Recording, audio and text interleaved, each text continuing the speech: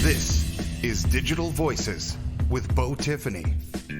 Inspiring and providing real insight to our listeners with every story.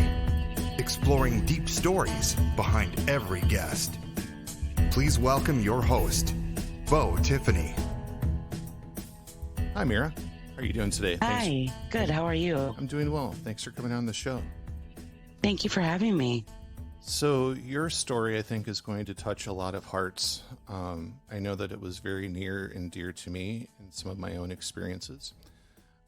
So let's kind of talk about your roots before we get into the struggles and the journey that you've been on lately. So where are you from originally? I am from Sun Prairie, Wisconsin. Ah, so Madisonian. Big family, small family? Small family. Mom and dad? Yeah, mom, dad, and I have one natural younger brother, as well as an older stepsister and stepbrother. Okay. What kind of stuff were you into when you were younger? I played basketball, was into cheerleading. You could find us roller skating around town back in the day. Anything academic that sparked your interest? Absolutely. So I was DECA president and really enjoyed the marketing side and business side of the world. What piqued your interest in business? My business comes actually back from my roots with my parents. I am definitely a go-getter. I have a work-life balance problem as far as I work too much. Well, finding balance is always a struggle, right? Right. Got to get it done. Yeah. So getting out of high school, you went to college? I did. I went to UW as well as a criminal justice school and have a degree. Okay. And when you got done with college, what did you start your career path with? So actually during college, I worked at a credit union as a receptionist, a college job. And then our manager approached me and said she'd like me to work on becoming a financial specialist. And I'm not a math person. So I did stay, I did enjoy it until I got into the world of insurance about 12 years ago. And what about insurance? Did you find a better suit for you? I actually, which sounds strange, insurance is also my upbringing. My mom retired from insurance after 40 years. Oh, wow. So there were days if we had off school or Saturdays, we'd be going with her to her office. And so I've always had it in my roots. And now here I am doing it as well.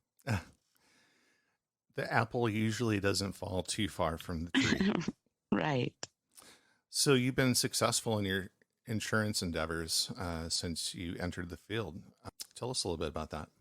You bet. So started in the field as an adjuster, learning the ropes, and then I got promoted to commercial adjusting. So, businesses, different entities, and then going out in the field and meeting with people when they had something horrible happen to either themselves or someone in their family. So I'm a caregiver by nature. So I wanted to help people. And then from there, I worked in special investigations. So I used a little bit of that police science degree that I have. Special investigations was great, working with external fraud. So for example, if someone calls in a claim that didn't actually happen, it was my job to uncover that. From there, I got into claim analytics and then was recruited to a different company and worked as a senior claims trainer for 5 years, training negotiation and bodily injury to new adjusters. And now I am a project manager, which it really suits my role because I'm a planner. Nice. One of the things, I had an uncle that was also in insurance, but one thing that most people don't think about when it comes to insurance agents is that the agent is the first contact when, a disaster or something bad happens. And so that relationship with your insurance agent during those times especially is really important. And I'm sure that self-rewarding feeling that you get from helping people that are in those situations has got to be very rewarding as well for you. It is, especially after a if you think about a commercial loss, that's affecting someone's business. Right. So they are not only invested usually emotionally, financially.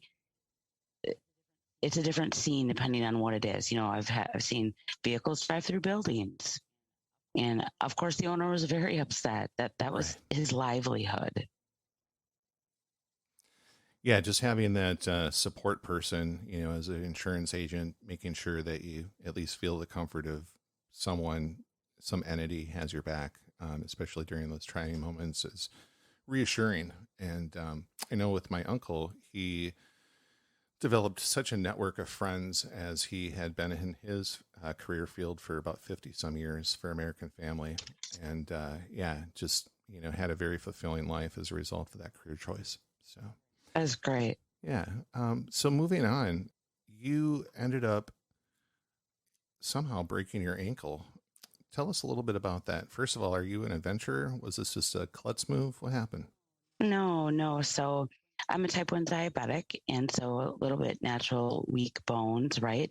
And I had been walking down the stairs, tripped, and turned my ankle. However, it broke my foot in multiple places. So there were 3 different breaks, 2 main bones right up the front of the foot, and then the bone on the right side of the foot as well. Wow. So you needed screws and probably some kind of bracing, right? Yes, definitely. So at that point, of course, swelling was large. So we waited about a week to get that taken down. And then that doctor went in and put in screws to try to fix everything. So tell us about that. What happened? It was a miserable experience. So after a few months, he just let me know that the 2 bones on the main top of the foot were healed. And then on the right-hand side, I was breaking the screws. So the screw heads were coming right off the screw. I was in excruciating pain pretty much the entire time, Bo. And unfortunately, with the world of narcotics these days, they're very careful about how much they give you. And I'm someone who doesn't like to take narcotics. So I was always, I was never out, right? But then as the months started lingering, they're trying to get you off of those. Right. But I'm still in critical pain because I now have broken screws inside of my foot. And unfortunately, I found out those 2 bones on top, while I was told were healed, they were not. So now I had been making it worse, walking around with broken bones in my foot. Right. So the broken screws, was this something that was a product defect, or is this just something that sometimes happens with this type of screw and plate system? This is just something that sometimes happens, unfortunately, with the plate and screw system. And I learned much later, unfortunately, that we could have gone with a rod in the foot instead, which actually would have been more beneficial based on where the placement was of one of the screws on the right-hand side. So this swelling and the months dragged on, this ended up turning into an infection, correct? Actually, so right before that, Bo, I went back, follow up, seeing the same doctor. And his response was, I don't want to do another surgery. We would like to see how much pain you can tolerate. Which I just had a hard time living with that answer. Right. So I didn't want to live in pain. Pain is miserable. It affects your entire life. Absolutely. And people around you, because, maybe I'm short that day because I'm in so much pain. So at that point, I went and got a second opinion. And that particular doctor, who's a partner at the practice, it's just outside of Milwaukee, he wanted to take tissue from my knee and put it into my foot. However, I don't have problems with my knees, so I didn't want to create a new problem, right? We already have a problem. Right. So he walked me through a little bit of what was going on inside the foot. And then I actually went to a third opinion in Milwaukee one of the surgeons there, and he decided that he wanted to use a frame or a halo on my foot. This has been the worst experience of my entire life. So this frame goes on in surgery. And that morning I had a gut instinct. I didn't want to do this. So morning of surgery, he was called out of surgery twice to go over this again with me because I just wasn't sure. Right.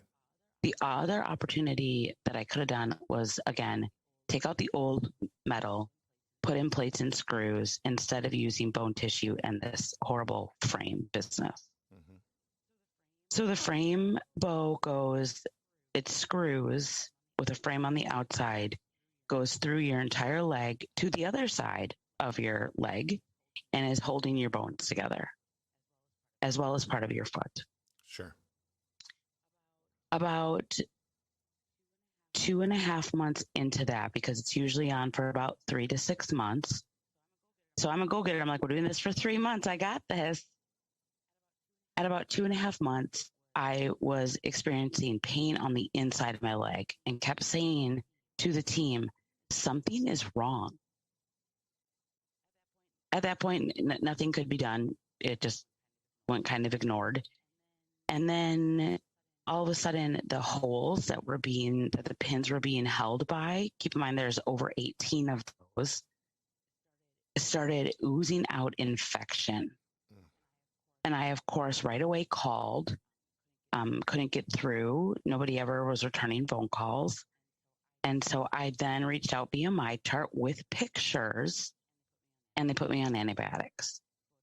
But at that point, I had an allergic reaction to the antibiotics. My face was like 3 times the size, right? Like it looked like Willy Wonka in the Chocolate Factory when the kids got all blown up. Right. So then that continued on. Then it continued to ooze out infection, like even worse. And so I said, I need an appointment.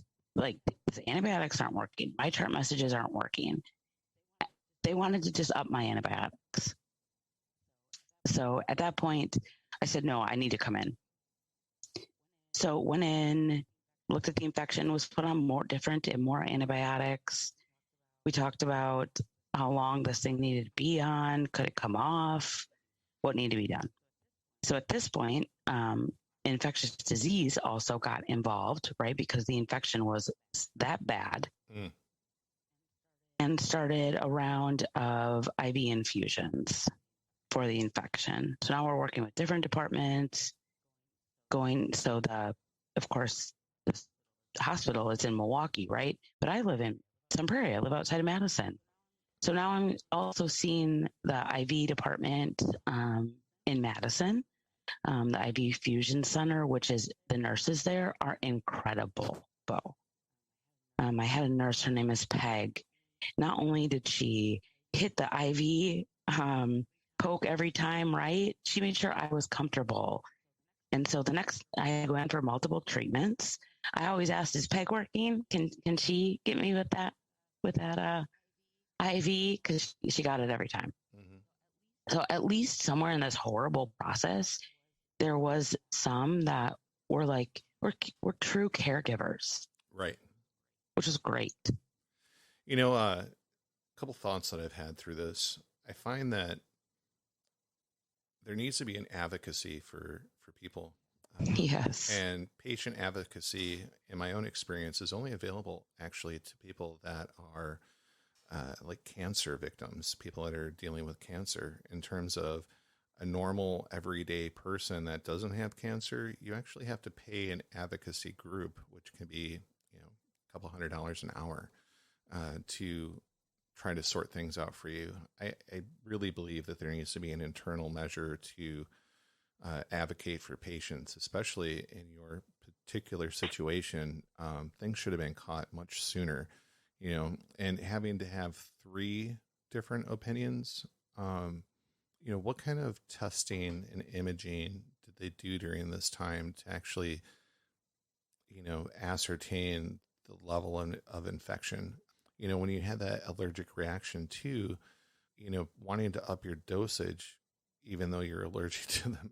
It compounds the issue, obviously. But the frontline workers, the people that are actually poking you and treating you, for the most part, they're in that field because they care and they want to make a difference. And I'm really glad that Peg was able to be one of your angels during this process. So take us further. This infection ends up spreading and it causes pretty significant damage. Why don't you take us through that journey and that process? You bet. So after that had gone on, the infection clearly had not cleared up, right? So the doctor had the idea to move the halo and some of the screws. So I went in again, put to sleep again. And through that, I actually had a poor patient experience where the nurse walked in, didn't say anything, I just started working, like pulling blood out of me. And I, at that point, didn't, know exactly what to do. So I said, can I get a different nurse? And everyone in the room, Bo, it went awkward. But I was not connecting with this person. And in fact, it was causing me serious anxiety. And so that I did get a new nurse through that process. So then go in, they change where the screws are. Well, Bo, about 2 weeks later, the infection is now leaking out the new screws. I didn't want to go anywhere, or, how do you even cover this thing up, right? They're like, just put some ace bandages over it. That just wasn't acceptable to me, or put a pillowcase over it. Right. At that point, I felt alone, where I really needed a patient advocacy. I need, what are we doing here? So that continued on these antibiotics, right? Now my body is starting to become immune to them. So we decided that he didn't want this, the surgeon, but I wanted that halo off. I knew that it was just going to keep happening. These infections were going to keep going. So, can I ask, do you know what was causing the infection? So it was nothing I did. It's just the metal going through your bones and your skin is something that can happen.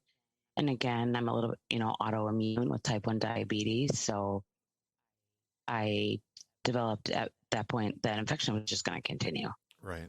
And it turned sepsis, didn't it? It didn't. We were real close. Okay. So we didn't get quite that far. It was caught right before that. So. But it did affect your internal organs. Correct. So my body was so busy, Bo, trying to fight these infections that my internal organs started to shut down. Because your body can't do both. Right. So at this point, before I get to what happened next, I was so weak through this entire process because my body was so busy trying to fight things. And so I started watching my kidney numbers drop literally in large amounts every month. And I was getting weaker. Not only that, your kidney talks to your bone marrow. It sends a natural signal over to your bone marrow. Now my bone marrow is not working because my kidney numbers are falling. My pancreas has never worked, right? Due to type 1 diabetes. So that'll become important later. So now I have 3 organs not working. And I am miserable. There were points, Bo, I could barely sit up in bed because my hemoglobin number was so low. It should be 11 to 17. I was a 4. So I'll get to what happened in a minute. But so the halo is still on and go back in and try to clean everything up. So again, I got put to sleep now for the 3rd time. And it was a few hour surgery, came out, tried to clean up the infection, scraped the bone, which, obviously was painful when I came out of it. So at this point now, I have a doctor running into the room. I'm looking at this guy what's the tornado? And he said, your hemoglobin is 4. You should be passed out on this floor. Will you take a blood transfusion? It is something I never wanted, or I didn't know what to do in the situation. Nobody was there to say, like, he told me what will happen. But I felt alone in the system. Like, what are my other options? Why is this happening? Right. So, I figured that out. Kind of, Google is your friend sometimes, or your worst enemy. Right. So at that point, I got 5 blood transfusions as well as iron transfusions. No body handles iron coming in well. It's hard on the veins. It makes them shut down and collapse at some points. So this is all happening. And all I could think, Bo, was I should have trusted my gut instinct that first day. Always trust your gut instinct. Because I didn't. And I was listening to a couple friends. And I was listening to the surgeon who were like, yeah, put this frame on. I would like them to take a day in my shoes and put that frame on themselves. It is miserable. So that happened. My numbers got a little bit better. Now I'm seeing other departments, hematology, blood doctors. And we got my numbers back to a reasonable amount. And then I had to fight my insurance company, Bo, on numerous occasions through this process to get the correct care and medicines. So here this medicine is available that could help me. But they're like, oh, we have to get a pre-authorization. This could take 3 days. So now I'm sitting in the hospital just waiting for my insurance to approve the medication that I needed. Infectious disease is telling me it could be anywhere up to 14 days. Thankfully, it was like 2 to 3. And so they give me a different IV regimen on this new antibiotic that prevents it. Thankfully, it worked. And then I also had to fight for, there is a shot you can get that is like a pretend signal from your kidneys to your bone marrow.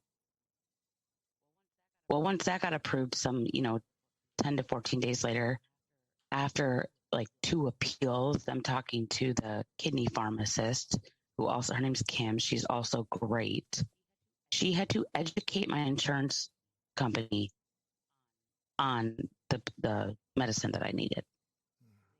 They fought the dosage. They were saying that I could only have, for example, 25 units. Well, the doses don't even come that way. They're preloaded in a syringe of 25 units at a time. I'm sorry, 20 units at a time. So they were approving doses that didn't even exist. I think one of the things that I'm hearing is a common theme, which is having to battle for your care and self-advocacy.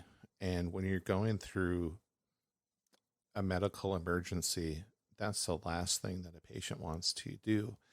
And it takes an additional toll on the victim, on the patient. What you were experiencing already was horrible, having to go through all this additional frustration and then lack of care, and the quality of your care is that affects that, drives you insane, right? It literally, Bo, was my primary thought all the time. Great, we have a medication. Now I have to fight for it. I have to fight for my own care. Not only necessarily was that happening in the hospital or in clinics, that was also happening with my insurance company. It was miserable. Yeah. So that happened. And then finally I said, this thing's got to come off. This is the end of it. I don't care what you say to my surgeon, because he wanted to keep it on. But this, I was done with these infections. I was done with this fighting for my own care. So, he decides that it's coming off in the office. and he walks in with a wrench. Is this typical to take off a halo frame structure in office? It's like 50-50. Okay. So my support person was on my right. I didn't know they were videoing it. And he asked if I would let his fellow try. I said, sure, So he was standing behind his fellow. Bo, the first turn of the wrench was the most horrible noise I have ever heard in my life. All of a sudden now blood is pouring out all over me, all over the fellow. Blood was everywhere. This next part's a little bit hazy for me, but the surgeon was calling for an OR room. And I could hear the hospital say, we don't have one available. This is a large medical facility. He now is basically yelling for one. And he is one of their top surgeons. So they did then figure something out. He is now running me across the hospital in a bed himself with his nursing team. My anxiety was through the roof. Now, keep in mind, I'm covered in my own blood. Right. Literally soaking in it. I don't really remember much else, Bo, but I asked the anesthesiologist, because I'm a hard IV poke. He came over to put in my IV, and I said, how good are you at this? And he goes, well, I'm the best in the room. So I don't remember. And after that, I was put to sleep, thankfully. I woke up about 6 hours later in recovery with the surgeon sitting next to me. And I kind of looked around, coming to it. And I said, what are you doing here? And he goes, you gave me a real scare. So then no.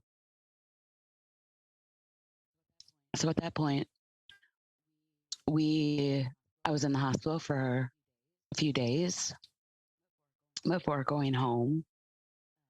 And then you were told to be non-weight bearing. I mean, for like a year of my life, I'm supposed to be non-weight bearing. So unfortunately, at this point, the work he had done on the right side of my foot had not healed properly. So again, Bo, I sit in pain. And now my numbers, though, however, with my kidneys and obviously my pancreas isn't working, and still getting that monthly shot to talk to my bone marrow, which it's adjusted the dosage, and it only actually lasts for about 3 weeks. You have energy from that signal from your kidneys to your bone marrow that's being falsely put into my body. So, like, for example, Bo, right now, like today, I'm weak because my shot is this upcoming week. So I need things to, example, like help stand up, disability bars. But I'm 38 years old and I can't stand up without assistance, which is miserable. And to me, embarrassing. I think about people are looking at you. And whether you like to believe it or not, people are looking at you. So this is just kind of outstanding with the foot. He wants to go back in and possibly put in a rod or shave off the bottom bone, but we can't right now because I'm sitting on the pancreas kidney transplant list. And if I do this, it can not only be a failed surgery, it's going to make it worse for me. So that was kind of the end right now of the foot journey, let's call it. And that wasn't the end of your journey. It is not.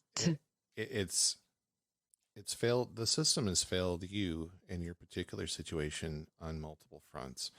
And unfortunately, the next segment of our story is going to talk about another failure as it comes to the transplant list and how that's worked out for you. Why don't you share that story with us?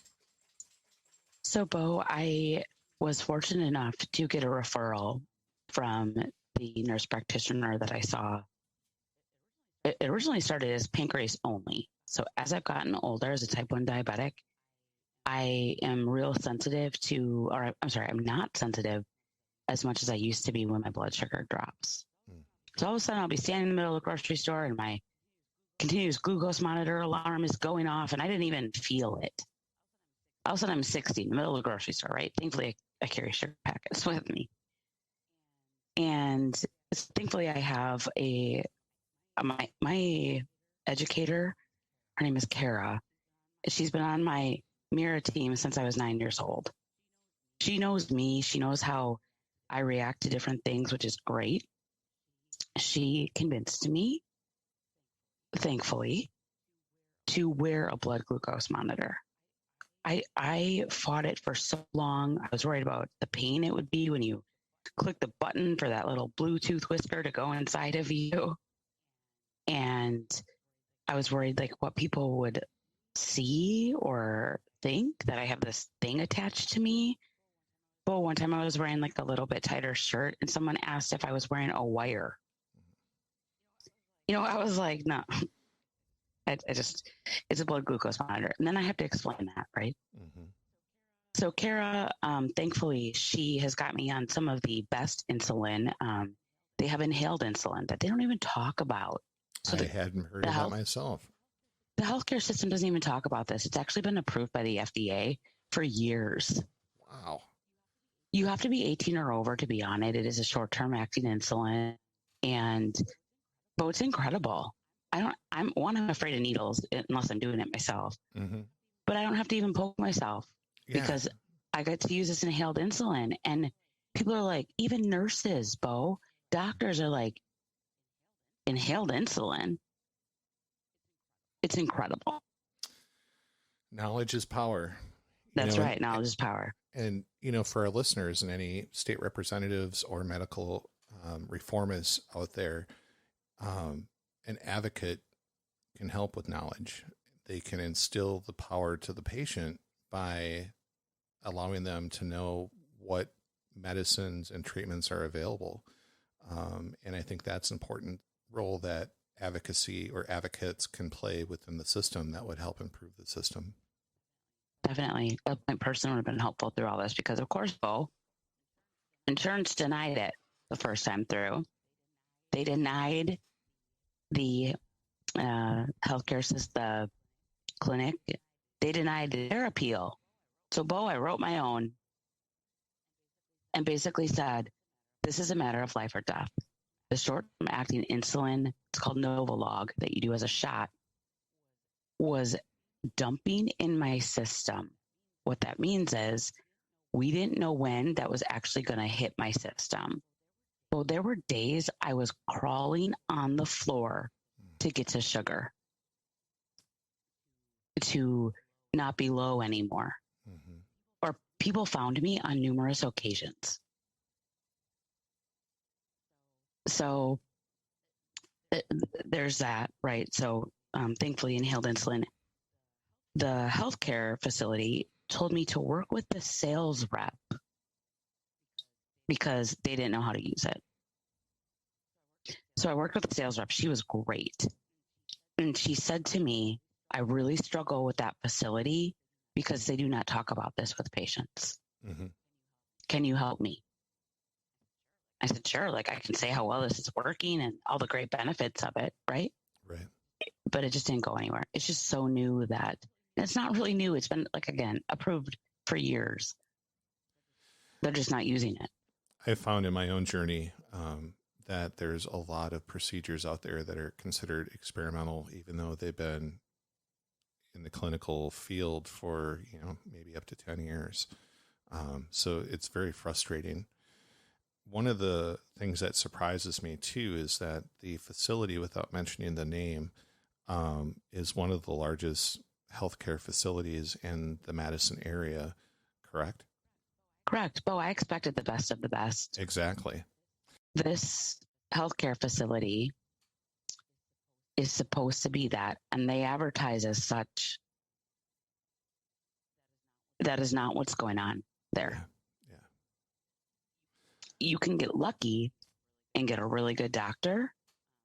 And that my journey will lead to that on a couple occasions after much fight for them.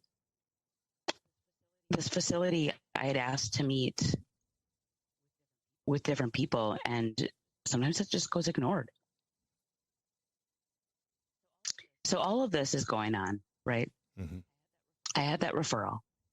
So they did the numbers and they said, okay, your kidneys are obviously failing. So we'd like to get you on pancreas kidney transplant list. You can no longer do just a pancreas because your kidneys aren't strong enough. So at that point, I meet with the evaluation team. It's a whole day. You meet with different people. You meet with the nursing coordinator, you meet with the actual surgeon, you meet with a social worker, you meet with psychology. And though that experience all in itself was not great either, my father was with me as a support person. They talked down to us. And I'm already emotional and scared. Tell me a little bit more about that. What do you mean they talked down to you? They talked to us like we were 5 years old, understood nothing. And especially the social worker, I had a really hard time with her because she kept saying how important it is to take your transplant medications, and literally just over and over again. So they're talking about how important these medications are. But I'm a type 1 diabetic. If I don't take my medicine, I would die. Right. And she's just repeating this over and over again. I finally looked at her and said, we got this. If anyone's got this, it's me. People leave the house and they're like, keys, cell phone. I'm keys, cell phone, car, insulin. Like, right. I've gone back for it before, right? Because that's a matter of life or death. If I take it or not. Yeah. And it's been a lifelong thing for you. So it's a second habit, Mm-hmm. I don't know any different. Although getting a pancreas would make me no longer a type 1 diabetic. So let me ask you, what could they have done in their approach during this time to improve the approach and relationship with you at that point? You bet. So generally when you're speaking to someone, if you're just talking at them or talking down to them, they're going to not pay attention and check out. So I was very quiet, which is very rare for me. And so was my dad. That's even rarer for him. She looked at him at one point, Bo, and said, Chuck, are you listening? And he goes, yeah, I'm listening. We got this. This is kind of a waste of our time. Mm-hmm. So maybe asking some better questions first, rather than just talking down to somebody and saying, how do you do with your pills, for example? Have you ever forgotten them? There was a different way to have a better approach. Sure. So at that time, then you check out and you wait for a committee meeting. It was 3 weeks, Bo. This committee decides whether you can be on the transplant list or not. It is a long 3 weeks. Yeah. So it was approved to be active on the kidney pancreas transplant list. That day I had also gone through, 20 lab draws, x-rays. It was a tiring day. Sure. Transplant says the only way I can be fully approved is if I get a COVID booster. I previously only had gotten a COVID shot because that was the only way to get foot surgery in Milwaukee. So they force things upon you no matter what your belief is. So, Bo, I didn't want to do it, but the next day I went and got a COVID booster. Mm-hmm. Like they put in place some things they needed done, and I was going to do it. Right. The other thing is I have a fibroid growing on my uterus. So they were talking about getting that removed at that time as well. So it's a growth that happens in women that's non-cancerous. Okay. However, some just go away, some need surgery. I'm 38 years old. I don't need a full hysterectomy. There is a surgeon that I discovered through my friend Katie. Thank goodness for Katie, because they wanted to go in and do just a full hysterectomy. This particular doctor, Dr. Baklovich, he's incredible. He became my advocate. I finally felt that someone was looking out for me. So I met with him. The fibroid is 8x10, so it's quite large. He does robotic surgery, but he said when I walked into his office and sat down, he walks in and goes, I just got off the phone with transplant. Okay. It usually takes about 6 months to get in with this guy. It took about 3 weeks. And he says, I flat out said to them, I'm not doing this. When you cut her open for the transplant, I'm going first. We are not putting her through another surgery. Good for him. And I'm looking at this guy like, where have you been? Mm-hmm. So he's pretty incredible. He's been along this journey this entire time. And he literally has said to other doctors, I am losing sleep because she needs this. Mm-hmm. And I don't want to put her through an additional surgery. So he's on the A list. And so we move forward. Transplant agrees with that finally, right? Now transplant is confused if we're taking out my uterus and my fibroid, or just the fibroid. We were going on some old doctor visit from a gynecologist that he said we could take it all the old way, hysterectomy. He doesn't even do robotic surgery, nor did he refer me to robotic surgery. So now, Bo, I'm in the process of circling back. I have asked for an all hands on deck meeting with a gynecologist, with my kidney doctor, which we'll get to in a minute, and with transplant surgeon. Because we don't know that I need a full hysterectomy, my uterus taken out as well, which is what the fibroid's attached to. Mm-hmm. So right now we're in a holding pattern with that. In the meantime, I'm in pain. Imagine having something that shouldn't be inside of you that is now 8x10. Right. So it's a constant pressure. Anyways, so this is all going on. This has been now on the transplant list for months, 5 months at this point. I have a B positive blood type, so I only match with B or O blood types. So a little bit rarer. And the pancreas kidney transplant list, that's for a deceased donor. Because everyone needs their pancreas, right? Even though mine doesn't work, a pancreas can still work in other aspects. Just it doesn't control my blood sugar. Sure.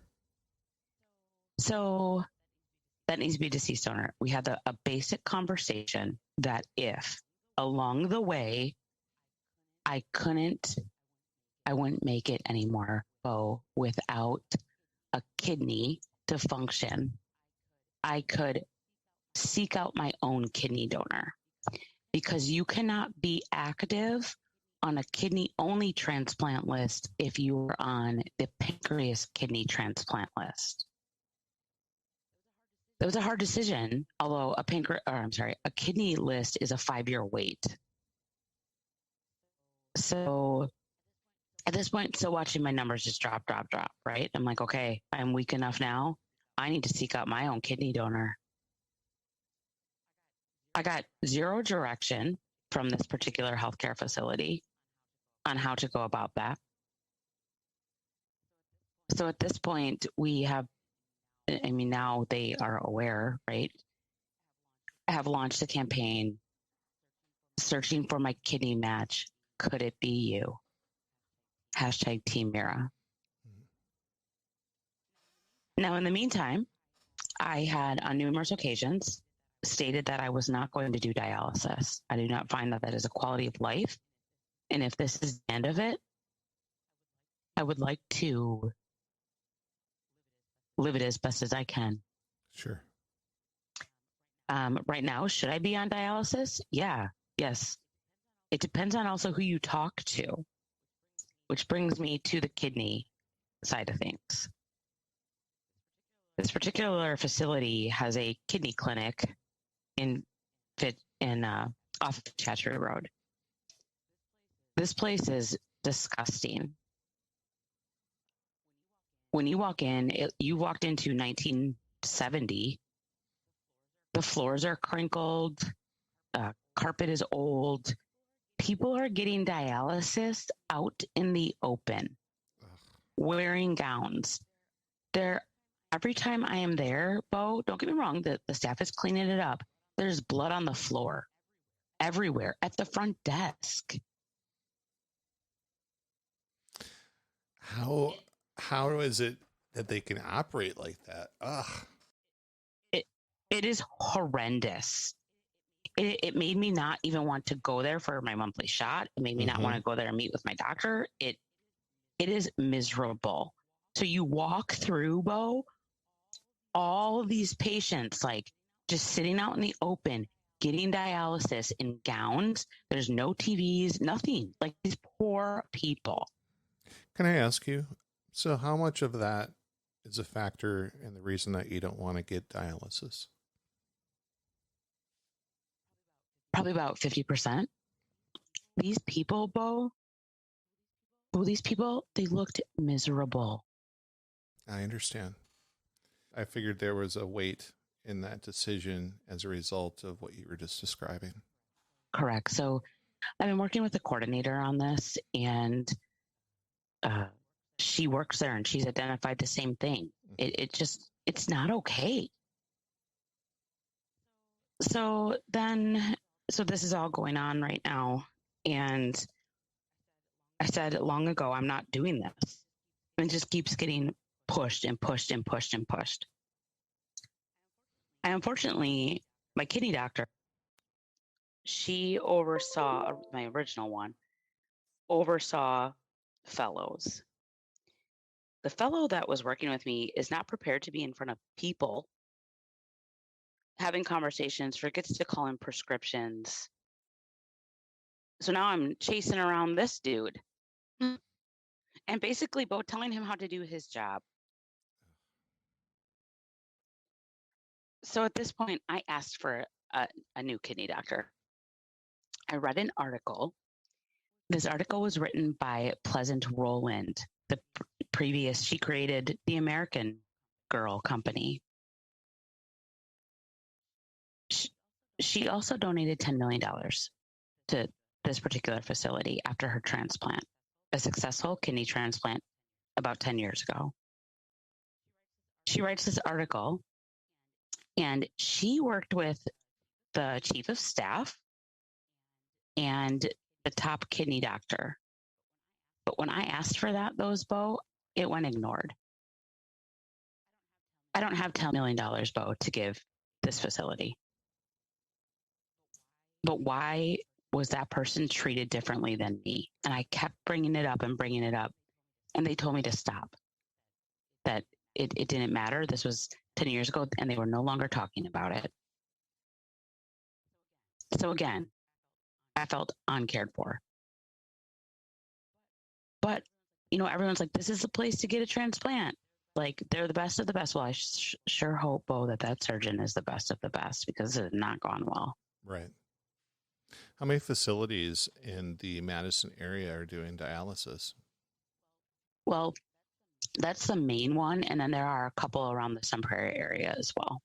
Is there any of them that quality of treatment and relationships with patients are a little bit better than what you experienced? They said that the Sun Prairie locations are a little bit nicer. I mean, I'm not sure what we mean by a little bit. Right. And she said I could go in and see them, speak with the nurse. So now I'm chasing around which facilities. My energy level is weak. No, I understand. So I think that was just, getting you an advocate right now, I think, is important, yes, because your journey is not done. You're in the middle of this, and right. everything that you've described has just been the road that you've currently been on. And just to kind of put a time frame around this, you've been battling this now for how long? I'm sorry, but what was the last part of that? So how long you've been going through this? When did you break your foot? Let's put it that way. Yeah, you bet. That was June of 2020.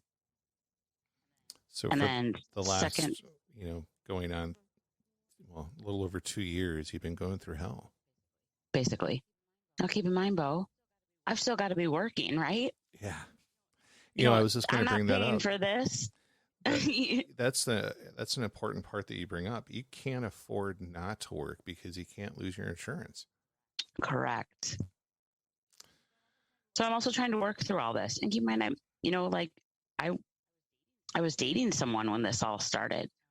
That person didn't stick around. This is a lot for someone to handle. Right.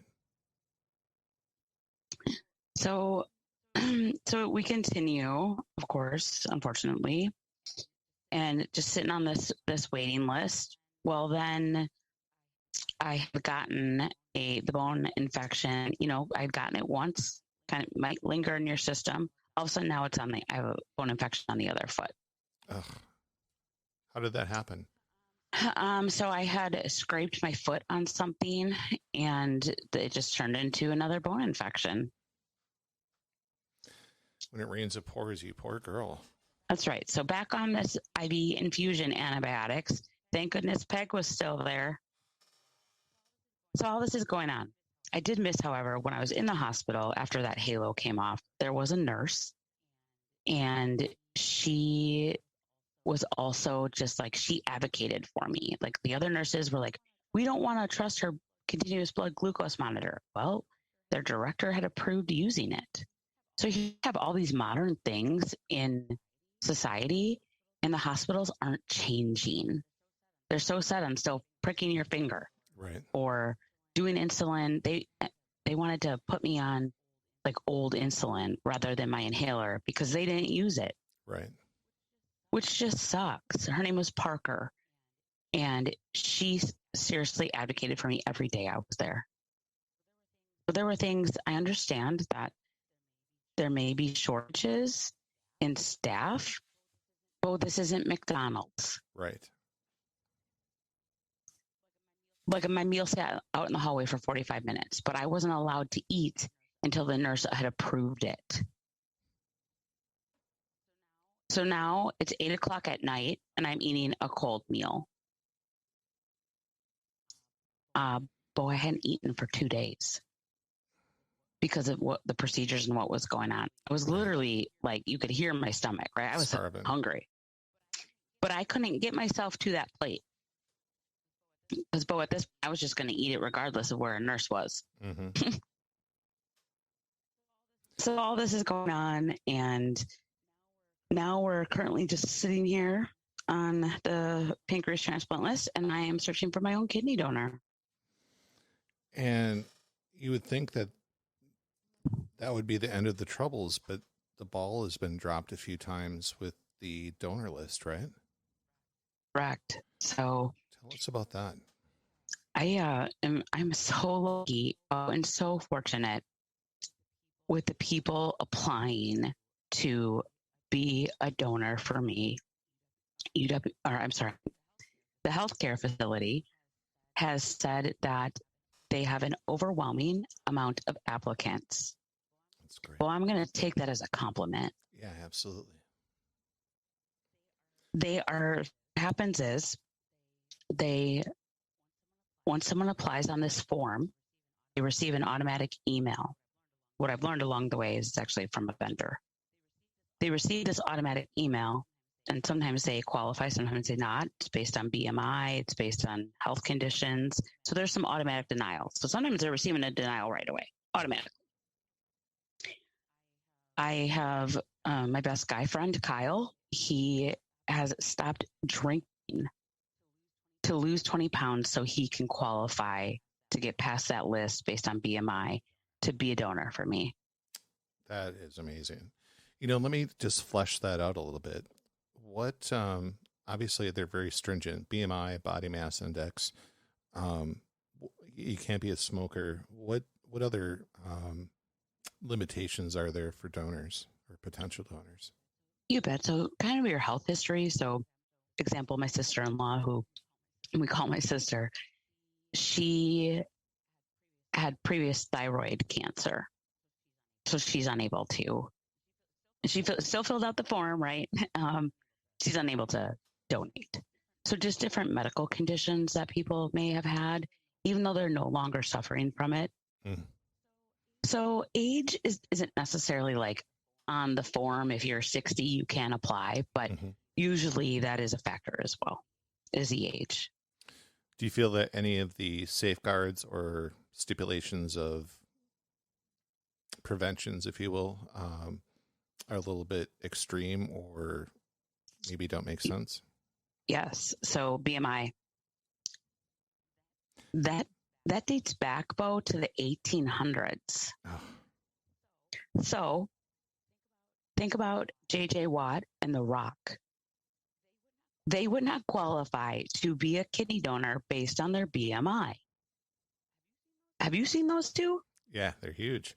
Right. And it's muscular. Mm-hmm. They are healthy. Yes. But they would be unable to donate based on their BMI. So I think that needs to be looked at and reformed. Yeah. And edited a little bit. I asked you about that because I'm O negative, which makes me a universal donor. And I was touched by your cause. I don't drink. I thought, well, I've always been a pay it forward type of person. And if I could help save a life, that would be down my alley. And so I looked at the prereqs for a donor, and the BMI is what disqualified me. And I was like, oh, that, and I have high blood pressure, which didn't make a lot of sense to me either. I'm sure there might be a reason for that, or maybe not, but at least the BMI I thought really didn't make any sense at all. And knowing now that came from the 1800s, we need to update our policies for sure. For sure. Now, you have had donors that were willing to donate. Some of them have been weeded out. You have one friend that's trying, but I know that some people haven't been called. Yes. So this email that gets sent out automatically, right? Yeah. Some people were given, it was stating 6 business days. Other ones, it was giving an actual date. That they had to call on that date, or they had to call by that date? They had to, the facility or their vendor was to call the potential donor by that date. Okay. The dates came and went, Bo. Now I've got potential donors asking me questions, but, due to conflict of interest or, especially facilities worry that people are paying someone to give them their internal organs. Right.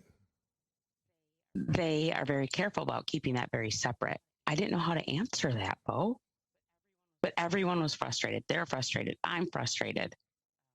And this whole time I'm also going through experiencing denials with my friends because they're sad. So all this is going on. Mm-hmm. Dates are being missed. There's confusion about the facility says that, not the facility, their vendor is the first phone call to a potential donor. If they get through that little interview, basically saying how they know me, I'm not paying you to give me a kidney. And if you're moved on, they were saying you would receive a phone call from the facility. That's actually not what happens. What happens is you get an email full of all different information, kidney, the National Kidney Foundation, some things that really stick out. For example, wage loss. If you are donating, they'll take care of your wage for you.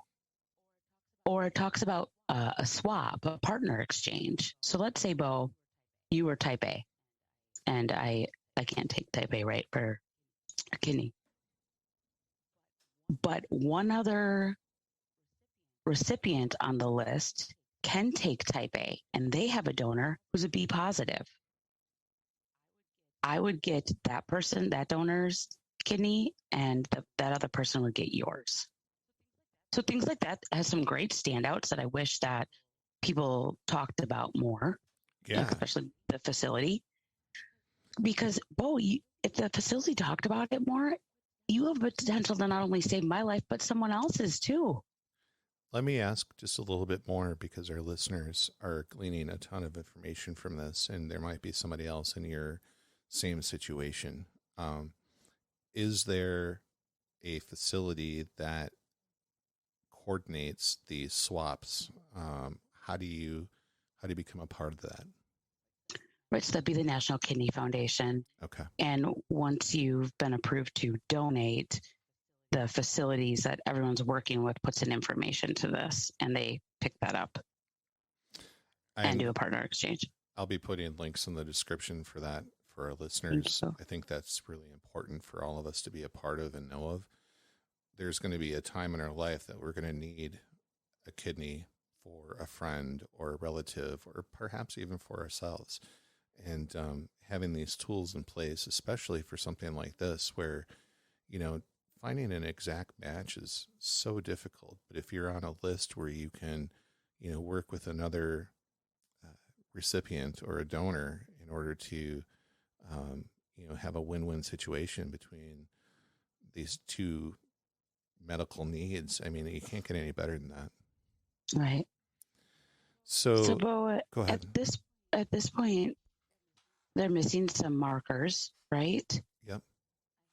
I had a friend who applied July 25th. She finally got a denial last week. It took over. So what happened with her is so what happens here, where the ball is kind of being dropped, and I will circle back to this in a minute, but so this external vendor calls and then says that the facility will call you. But what they're missing in there is there's an email that goes out. And in the email, it says, after you've read all this, if you still agree, call us.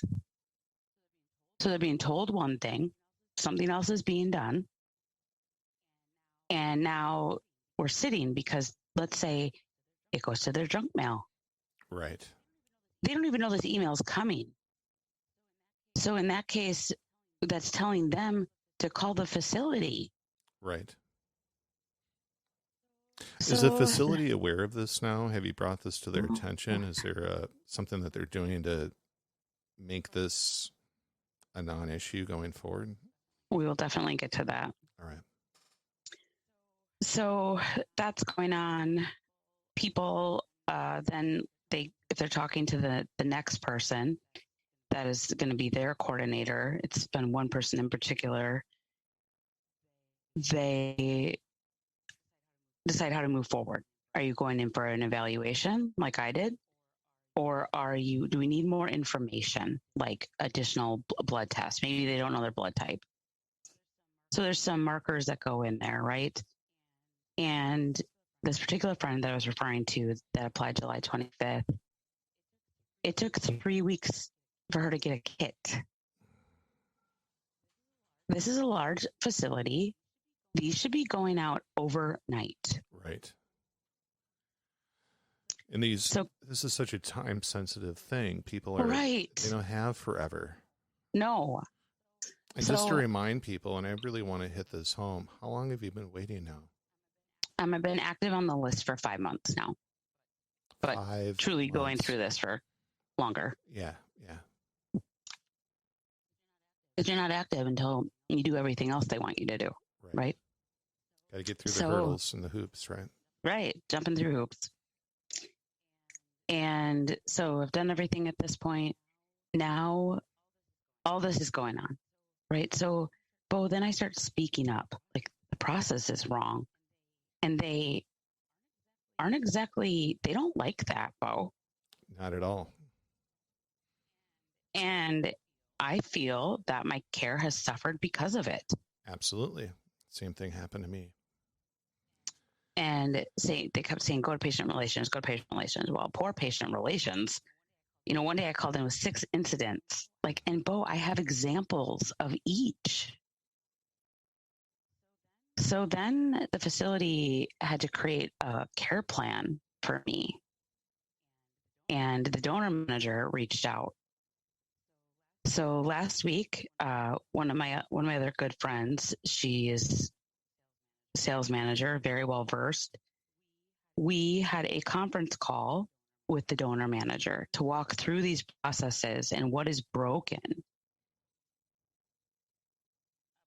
About it was 11:30, and she goes, "I have another meeting. If you want to talk more about this, Kima, we're only through half the process that's broken at this point. Mm-hmm. You're going to have to schedule some other time with me." So Samantha and I are going back next week via phone call, right? And going to continue on with this broken process. During this phone call, Bo, she had to stop 3 times because she backtracked. You're going back to have your second meeting, and I think that's great. What have they done to try to now get you expedited? Has there been a movement? Has there been anything to, nothing. Okay. And because I spoke up, Bo, I highly doubt that is. You don't feel like that's coming? No. Yeah. So here we have someone who is trying to, understand so she can help numerous potential donors understand. Right. Maybe through this process, they don't match me, but they're like, I want to be a donor. Right.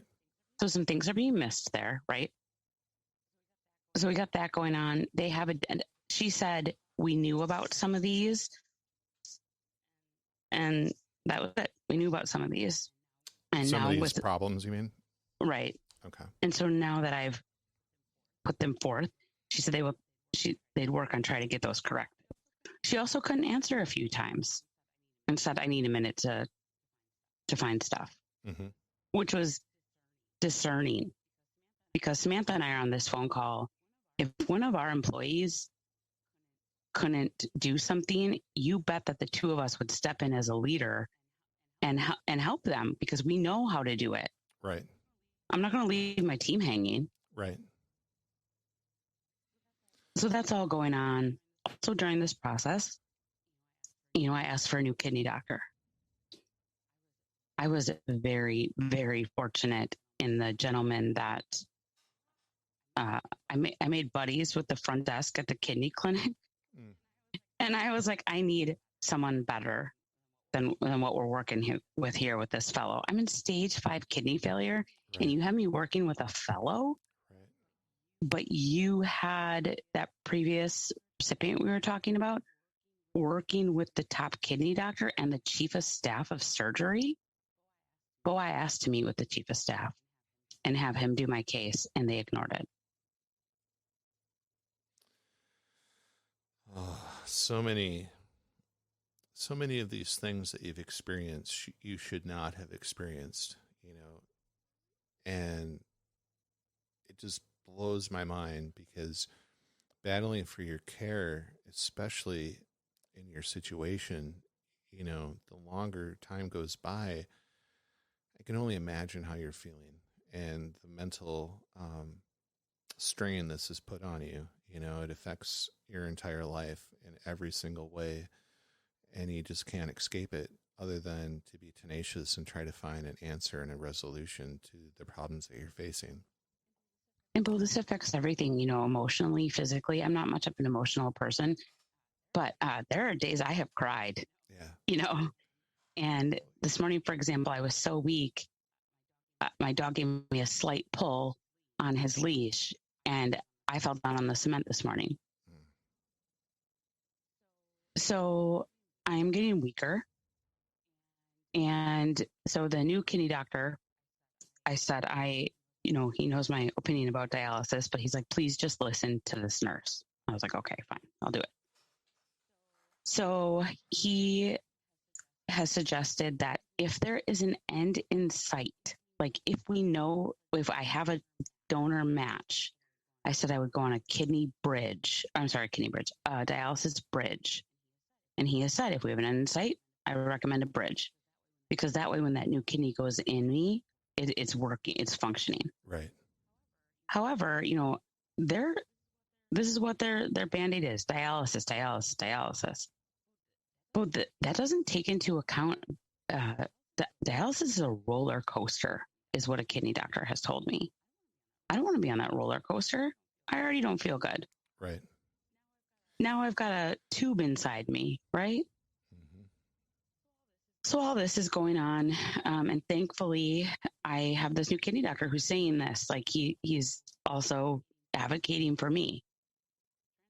Transplant has now come back and said that unless I go on dialysis effective immediately, I am inactive on the kidney pancreas transplant list.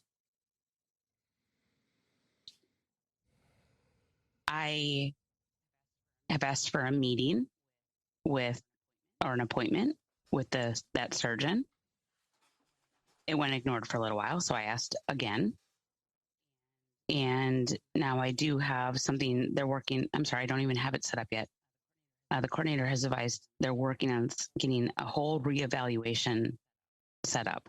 I don't need a whole reevaluation, Bo. I don't need to meet with the social worker and the nutritionist again. And I just need an appointment with the surgeon about this dialysis decision. The gynecologist and the kidney doctor, everyone is willing to work as a team, but no one is willing to have a sit-down meeting with me. This should be a group decision. Right. It's hard to get all of those people's schedules to line up in order to do that. I think that's one of the largest issues that I've come across.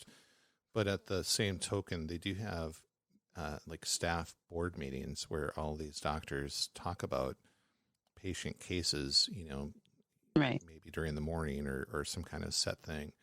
I think it's so important to make the patient part of the care plan. Yes.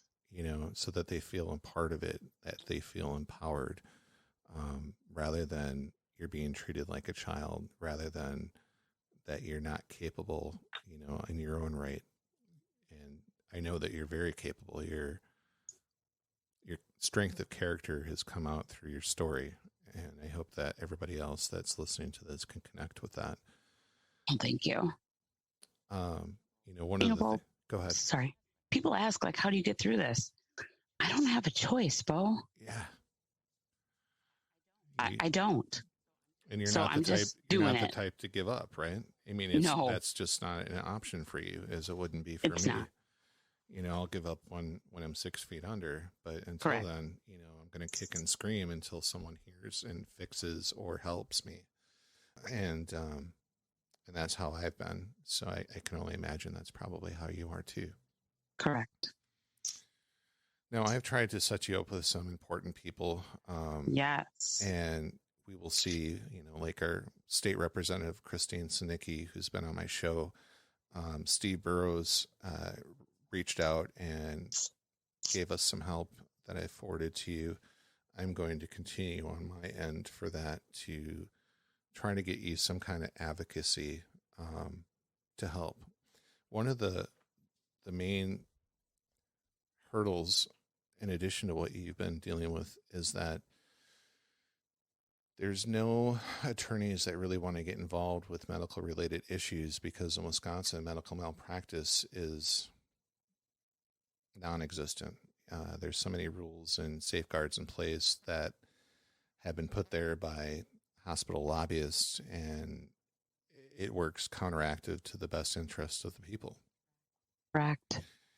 And so you can mess up and there's no repercussion for it or change. Right. And, I always think of doctors as a teaching profession. And how do you learn unless you're transparent and accountable, and you're using the the mistakes of the past to learn for your future.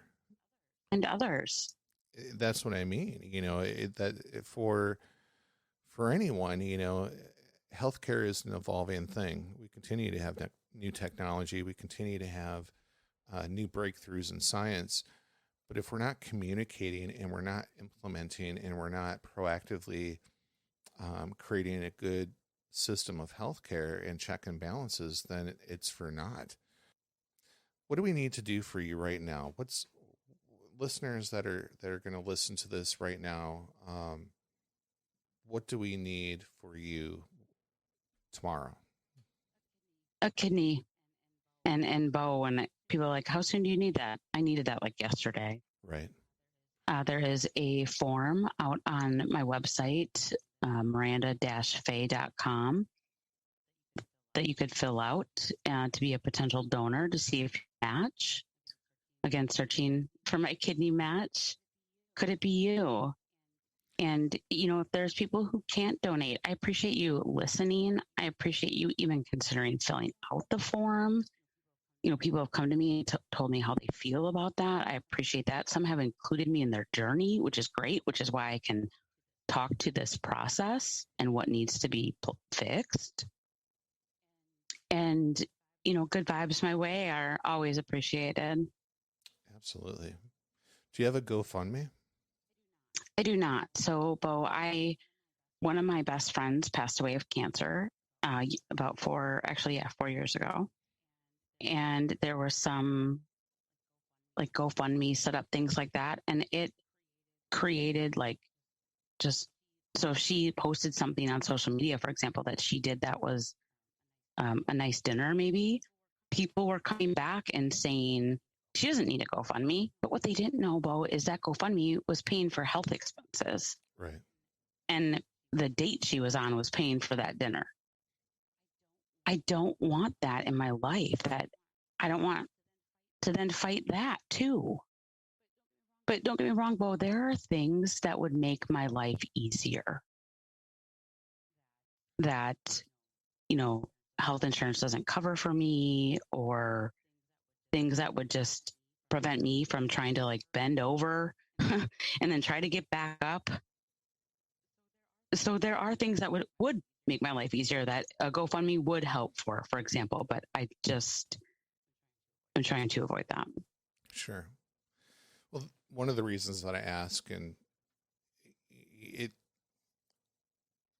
a kidney donor could be worldwide to a certain extent. People with money definitely, as you mentioned earlier, have more options and opportunities. But I do know that transplant recipients, sometimes fly to other countries for their donor match, and for that to happen, a GoFundMe might help with that. Definitely. Maybe that's a silly train of thought, but I literally have heard those stories before. And Bo, we're working on things like T-shirts, right? Those have a cost. Yard signs, window clings, whatever we can do to get this word out there. Yeah. My crew is doing that. I'm so fortunate for them. And some of the people that are willing to help them then, or with connections that they have at no cost, just because of their connection. Right. Right.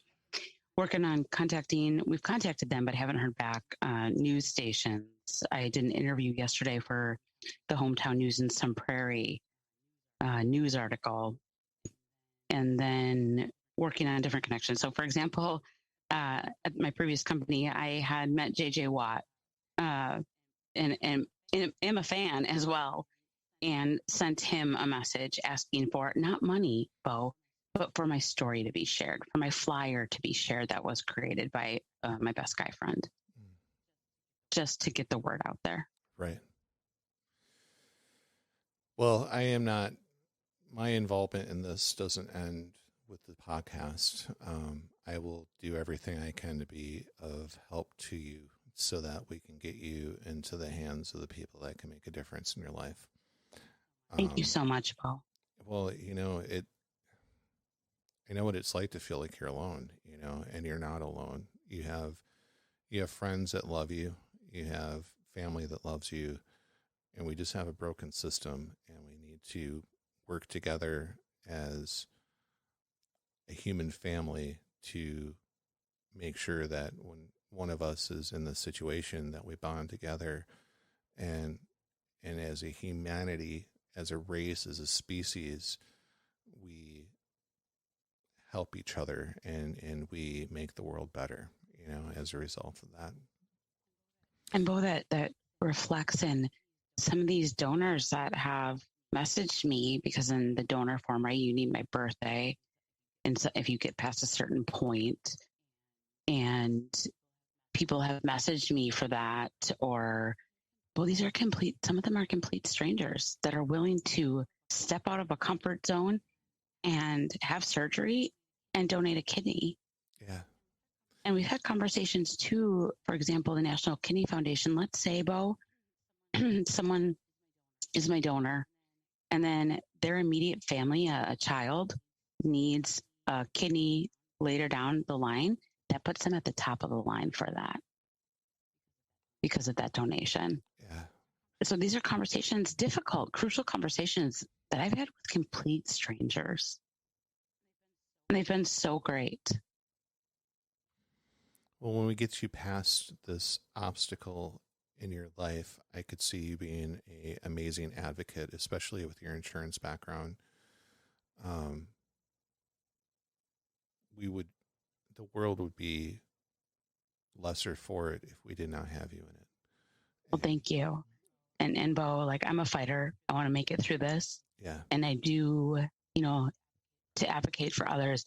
My end goal, Bo, with all this is I definitely want to do a TED Talk.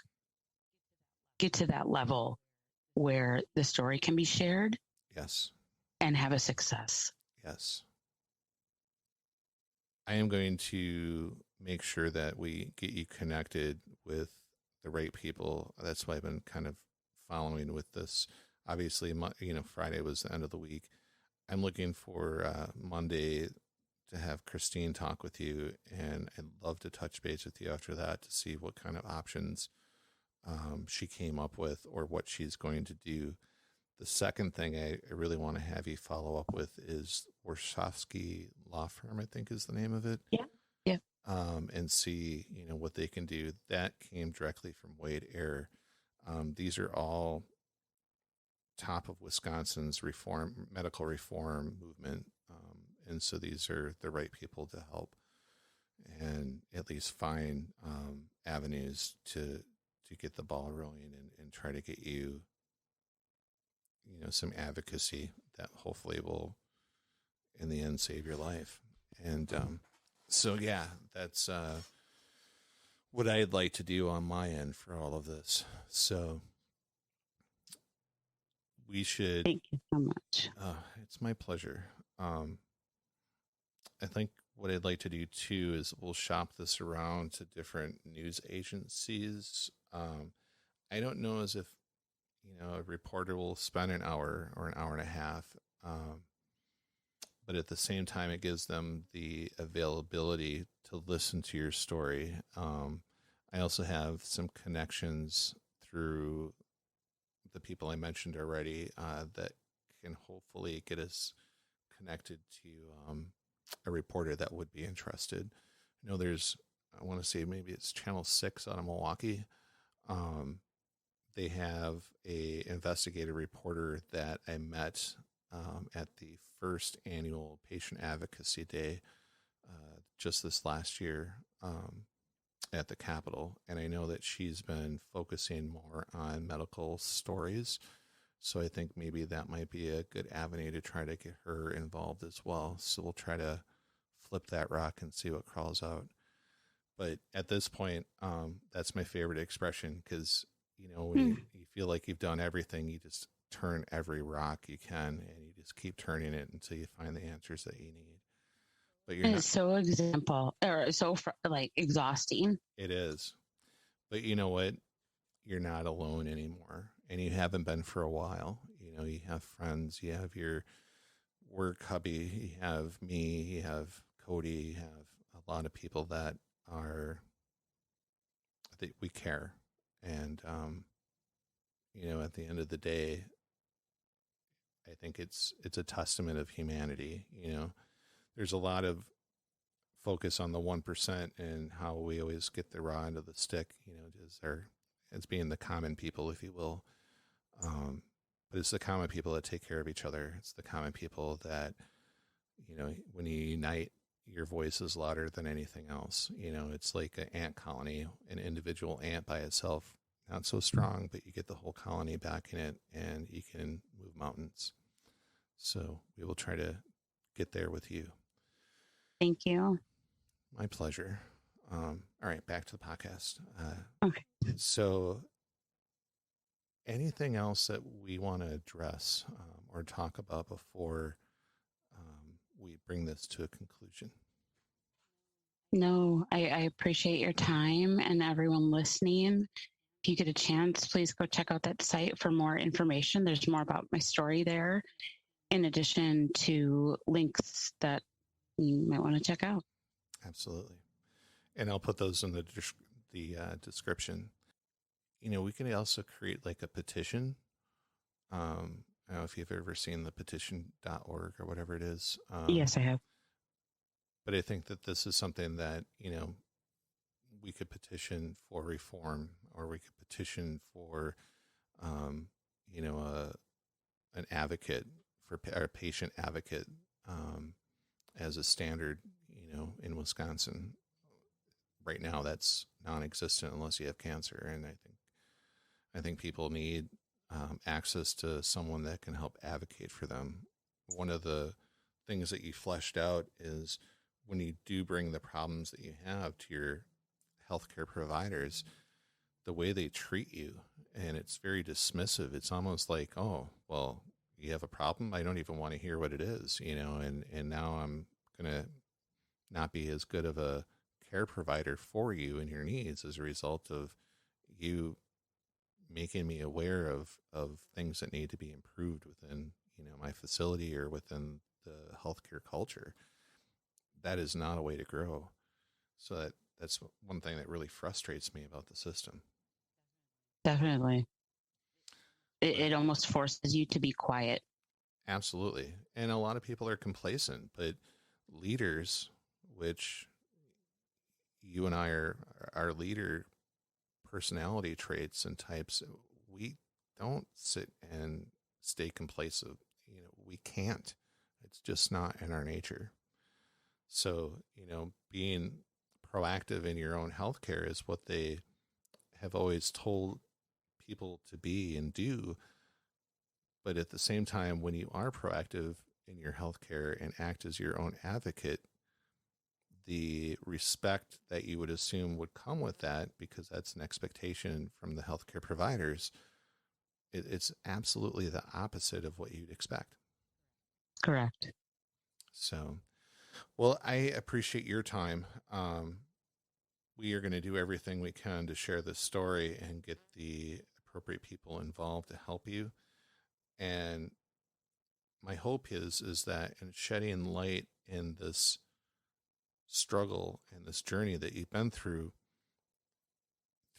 sharing your story, we're teaching the people that need to hear this and making them aware of the pitfalls that we currently have in the system and what it's like for someone going through it and experiencing it, what it's like for them.